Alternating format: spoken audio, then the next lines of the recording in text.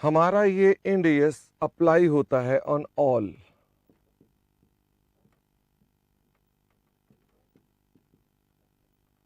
Non current assets, ये सभी पर अप्लाई होता है in relation to presentation and disclosure.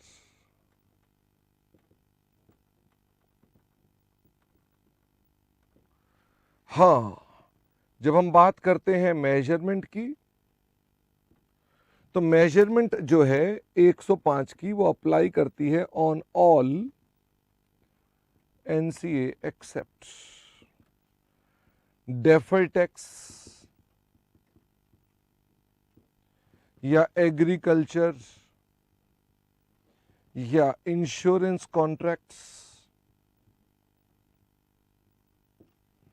या फाइनेंशियल एसेट्स या फाइनेंशियल लायबिलिटीज, यानी इनके ऊपर हम अपने पास प्रेजेंटेशन की बात तो करते हैं, वैसे बात नहीं करते हैं। नॉन करंट एसेट्स को हम क्लासिफाई करते हैं एज हेल्ड फॉर सेल। तो क्लासिफाई करना हो अगर हेल्ड फॉर सेल, तो इसके अंदर सवाल उठता है what do you mean by held for cell. तो मुझे फटाफट से बताओ हेल्ड फॉर सेल का मीनिंग क्या है। हेल्ड फॉर सेल का मतलब है जहां पर future economic benefit of assets will primarily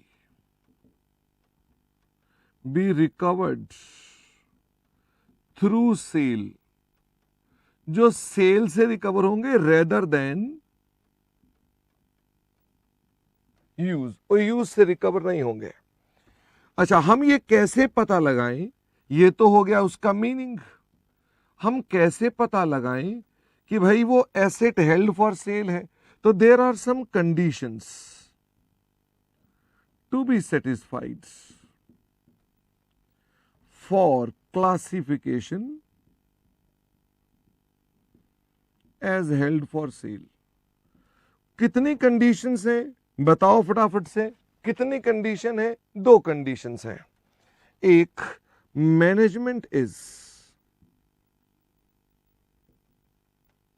committed. पाली हमने कहा मैनेजमेंट इज कमिटेड, और बताइए और क्या क्या चीजें थी। हमने आपको पूरी की पूरी इसके अंदर कथा बताकर बताई थी।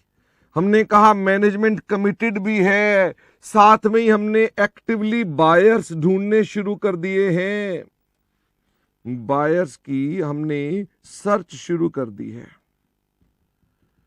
तीसरा, हमारा जो प्राइस है दैट इज रीजनेबल। हमने रीजनेबल प्राइस मांग रहे हैं, ज्यादा नहीं मांग रहे। और हम कब तक एक्सपेक्ट करते हैं, कुर्सी दे दीजिए, हम कब तक एक्सपेक्ट करते हैं कि हमारे पास वो एसेट बिक जाएगा। तो हमें लगता है हम उसे एक्सपेक्ट करते हैं विद इन 12 महीने वो एसेट बिक जाएगा। और फिर हमने कहा था कि इसका हाई चांस होना चाहिए कि लो चांस होना चाहिए ऑफ चेंज इन प्लान। इसका कौन सा चांस होना चाहिए? सोनीपत कह रहा है नो चेंज, नालायक सोनीपत। लो चांस बेटा हो तो सकता ही है ना, यू को चांस होना ही नहीं चाहिए ये तोड़ना है। इन सभी शर्तों को हमने एक नाम दिया था। हम इन शर्तों को प्यार से एक नाम से पुकारते थे, सेल इज हाईली प्रोबेबल।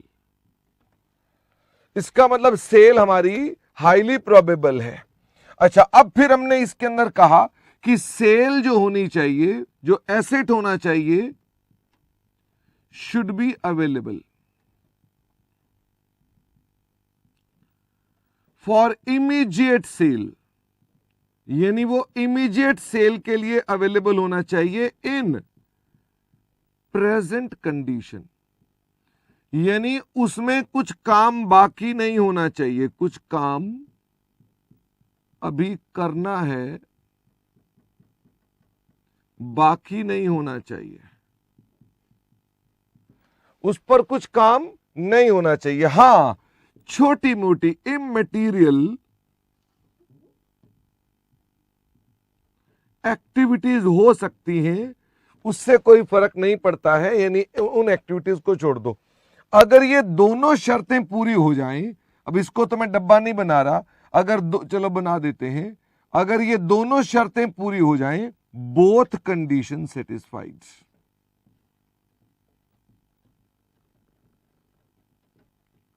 तो हम कहते हैं कि वो एसेट को हेल्ड फॉर सेल क्लासिफाई कर दो। अच्छा मुझे ये बताओ, क्या अब held for cell non current asset में ये शर्तें चेक करनी जरूरी है? हां, तुम्हें मैनेजमेंट कहे नहीं नहीं मेरे को लग रहा है, बोलो ऐसी की तैसी, तुम्हें क्या लगता है, शर्तें पूरी करनी पड़ेंगी हमको। ओके, अच्छा हम जब कहते हैं कि एसेट हेल्ड फॉर सेल, तो क्या ऐसा हो सकता है कि वो asset held for cell individual हो, या ऐसा भी हो सकता है कि जब वो चलता है तो उसके साथ कई लोग चलते हैं, individual asset with other assets, साथ में कोई और भी एसेट्स हैं, लायबिलिटीज भी हैं, गुडविल भी है, क्या हमारे पास वो ग्रुप भी हो सकता है? The answer is yes. इसको हम क्या बोलते हैं कि भाई ग्रुप है, तो हम बोलते हैं डिस्पोजल ग्रुप, हम बोलते हैं डिस्पोजल ग्रुप। और अगर ये हमारा इंडिविजुअल एसेट है तो कोई दिक्कत नहीं, भाई हमने अपने पास कोई प्रॉपर्टी प्लांट इक्विपमेंट रखा हुआ है अकेला बेचने के लिए, तो कोई दिक्कत नहीं है। हमने आपसे कहा कि क्या ऐसा हो सकता है, क्या ऐसा हो सकता है कि ये एसेट्स बहुत मेजर कंपोनेंट ऑफ बिजनेस हो? फटाफट से मुझे बताओ, क्या ये मेजर कंपोनेंट ऑफ एंटिटी हो सकता है? कंपोनेंट ऑफ एंटिटी यानी एंटिटी का हिस्सा जो कि रिप्रेजेंट करता है मेजर लाइन ऑफ बिजनेस जिसे बेचा जा रहा है as per single plan. Management ने एक प्लान बनाया है जिसके तहत वो बेचा जा रहा है। क्या ये अकेला प्लांट भी मेजर हो सकता है? फटाफट से बताओ, क्या अकेला प्लांट भी हमारे लिए बहुत बड़ा एसेट हो सकता है? बिल्कुल हो सकता है, अकेला प्लांट भी हमारे लिए बहुत बड़ा बिजनेस का हिस्सा हो सकता है, there is no problem in that. क्या ये ग्रुप भी हो सकता है कि ये जो ग्रुप है ये भी हो सकता है कि हमारा कंपोनेंट ऑफ एंटिटी हो which is major line of business और dispose of as per single plan, हम उसे सिंगल प्लान के तहत बेच रहे हो। अगर ऐसा होता है तो हम इसे बोलते हैं दिस इज डीसीओ, और अगर ये है तो हम बोलेंगे दिस इज डीसीओ। अब अगर डीसीओ बोलेंगे तो यहां पर हमें स्पेशल डिस्क्लोजर चाहिए, इसकी स्पेशल डिस्क्लोजर चाहिए। स्पेशल डिस्क्लोजर क्या चाहिए कि भाई साहब जो आपकी नॉर्मल डिस्क्लोजर होगी ना वो बैलेंस शीट के अंदर होगी, वो सबकी होती है, तो ये स्पेशल डिस्क्लोजर बोल रहा हूं क्या, हमें प्रॉफिट एंड लॉस के फेस पर बताना पड़ेगा, PBT from DCO, PAT from DCO, EPS from DCO, tax expense from DCO, ये पीएनएल के फेस पे बताना पड़ेगा, कैश फ्लो के फेस पे बताना पड़ेगा, कैश फ्लोज फ्रॉम डीसीओ, हमें गेन और लॉस ऑन रिक्लासिफिकेशन भी बताना पड़ेगा। ये हमारे स्पेशल डिस्क्लोजर है, यहां पर भी है कि हमें स्पेशल डिस्क्लोजर करने पड़ सकते हैं। मैंने कहा उनको रेफर कर लो, ऊपर मैंने लिख दिए सारे के सारे। ये हमारा हो गया एक मुद्दा। इंडिविजुअल एसेट्स की अगर हम बात करें जो हमारा नॉट डीसीओ है, इनके लिए हमने कहा हमारी एक प्रेजेंटेशन होती है। प्रेजेंटेशन क्या होती है? करंट एसेट में, अदर करंट एसेट में एसेट्स हेल्ड फॉर सेल दिखाओगे। अच्छा, और इसके अंदर हमारी प्रेजेंटेशन क्या होगी? बताओ जरा, इसकी प्रेजेंटेशन क्या होगी? हम इसके अंदर करंट एसेट्स में, अदर करंट एसेट्स में एसेट हेल्ड फॉर सेल दिखाएंगे, लेकिन क्या इसमें हम डिटेल भी मेंशन करेंगे? यहां मुझे अपने पास सारी क्लासेस बतानी पड़ेंगी, क्लासेस ऑफ एसेट्स। बताना पड़ेगा कि इसमें हमारा डीटीए कितना है, फाइनेंशियल एसेट कितने हैं, गुडविल कितनी है, एक्सेट्रा एक्सेट्रा। मुझे यहां पर उसकी डिटेल देनी पड़ेगी। क्या इसमें लायबिलिटीज भी हो सकती हैं? हां, तो उनको मुझे अपने पास करंट लायबिलिटी में, अदर करंट लायबिलिटीज में बताना पड़ेगा लायबिलिटीज हेल्ड फॉर सेल। यानी मुझे यहां पर रिपोर्टिंग ज्यादा करनी है। मुझे एक बात बताओ, क्या ये नॉर्मल डिस्क्लोजर हो गया? ये नॉर्मल डिस्क्लोजर हो गया, तो इसका मतलब नॉर्मल डिस्क्लोजर तो हमेशा ही है, स्पेशल डिस्क्लोजर भी कभी कभी आता है। तो डीसीओ के केस में टोटल डिस्क्लोजर क्या हो गए?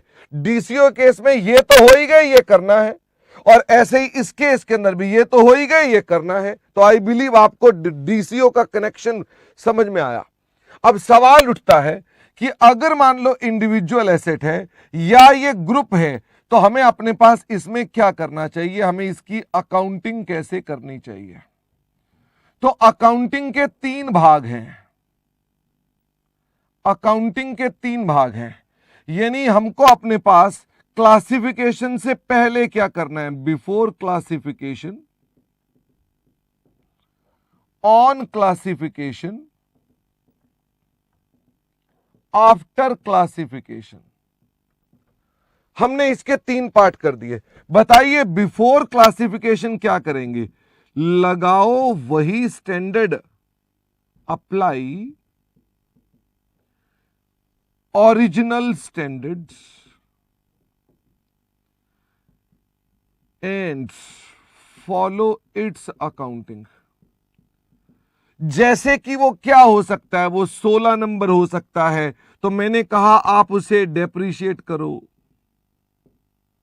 Depreciation till date of classification. मैंने कहा आपको अपने पास ऐसा करना पड़ेगा। क्या हो सकता है मैं इसे रीवैल्यू भी करूं? फटाफट से बताइए हां के ना। क्या हो सकता है मैं इसे रीवैल्यू भी करूं? क्योंकि मेरा ओरिजिनल पॉइंट जो था वो ये था कि भाई मैं अपने पास उसके अंदर रीवैल्यूएशन मॉडल फॉलो कर रहा था, तो अब भी रीवैल्यूएशन मॉडल फॉलो करना पड़ेगा। I am not saying always, I am saying if your entity was earlier following revaluation model, तो now also you have to revalue it. Okay, revaluation if revaluation model was adopted। क्या आप अपने पास impairment की testing करोगे? Impairment testing under 36 numbers, आप उसकी impairment की टेस्टिंग भी कर डालोगे on the date of classification. अब आपने सीए जो निकाल लिया, उस सीए विल बी कंपेयर्ड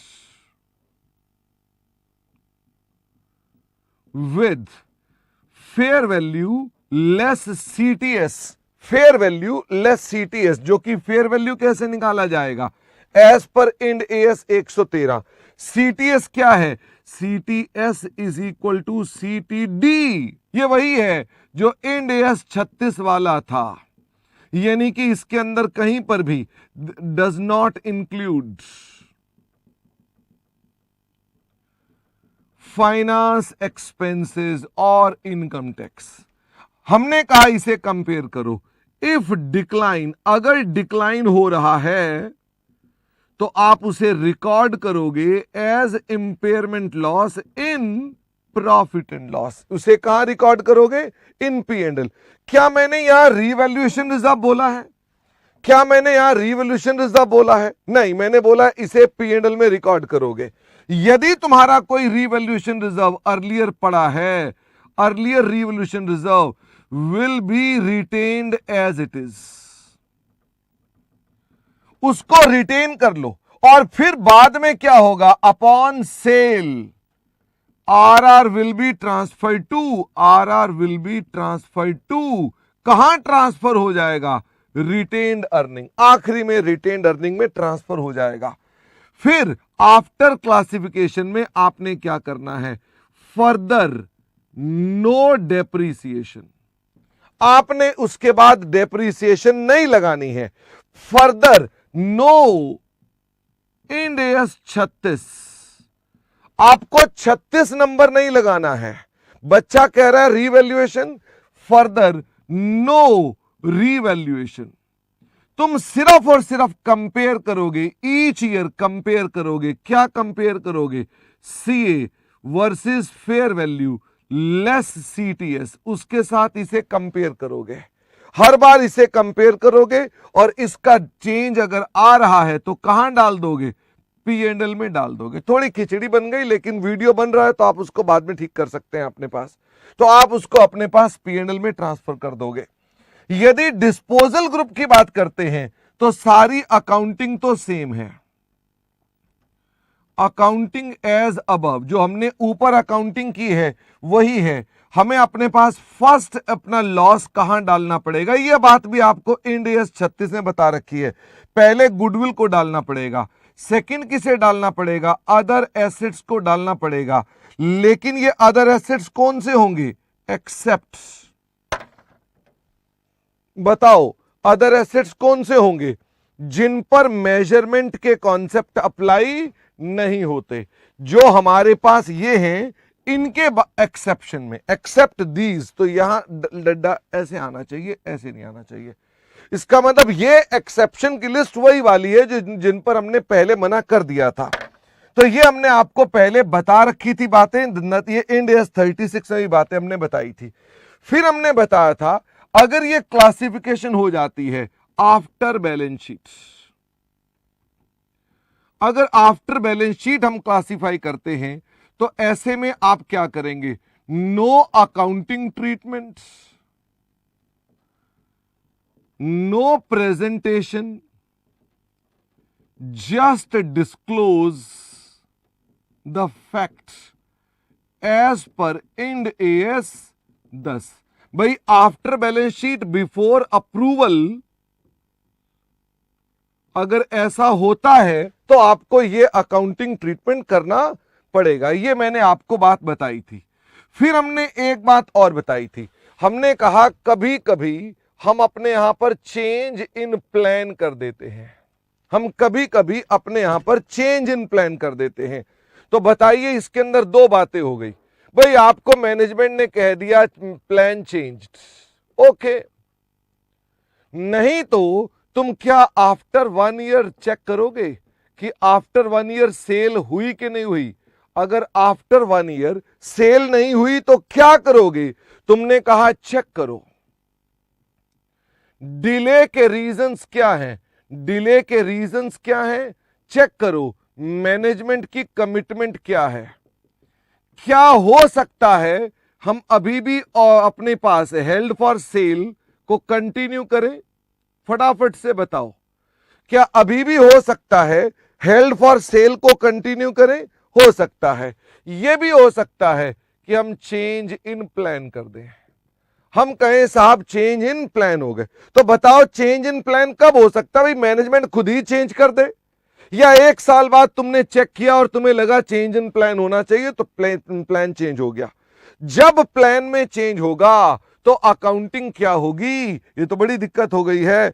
तो जब हमारे पास इसके अंदर हम अकाउंटिंग ट्रीटमेंट की बात करेंगे तो इसकी अकाउंटिंग ट्रीटमेंट क्या होगी? तो जब भी होगा तो हमने कहा फॉलो ओरिजिनल स्टैंडर्ड। फिर आपको ओरिजिनल स्टैंडर्ड फॉलो करना पड़ेगा। और साथ में ही हमने कहा the carrying amount of asset would be, बताइए जी कैरिंग अमाउंट क्या होगा? Recoverable amount on the date of change in plan, या सीए जिस दिन हमने उसे हेल्ड फॉर सेल किया था लेस कर दो उसमें से। क्या लेस कर दो? डेप्रीसिएशन। मतलब सरल भाषा में यदि हमने हेल्ड फॉर सेल ना किया होता तो आज एसेट कितने का होता?